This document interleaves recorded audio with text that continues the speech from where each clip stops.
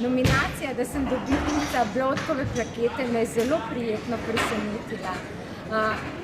Sprejela sem jo z vso odgovornostjo in častjo do profesor Blotka in do vseh naših otrok in staršev, katerim se družim vsak dan.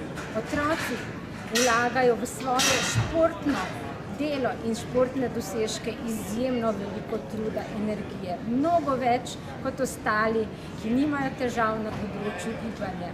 In zaradi tega mi je ta nagrada še v izjemno čast in veselje, da lahko otrokom, ki imajo težave na področju gibanja, pomagam, da skupaj s skupnimi močmi dosegamo nove športne dosežke, športne zmage, ki jim pomagajo v svetu, kjer se bodo lahko potrdili in bodo dvignili samozavest in samopodobo in bodo lahko gibali in v svetu športa izrazili to, kar dejansko zmorejo. Zmorejo veliko in mi jim pomagamo, da skupaj dosegajo športne rezultate z bolnišničnimi olimpijskimi igrami, ki bodo letos že 27. po vrsti, in z vsemi športnimi aktivnostmi, ki se odvijajo v bolnišnični šoli na Inštitutu Republike Slovenije za rehabilitacijo.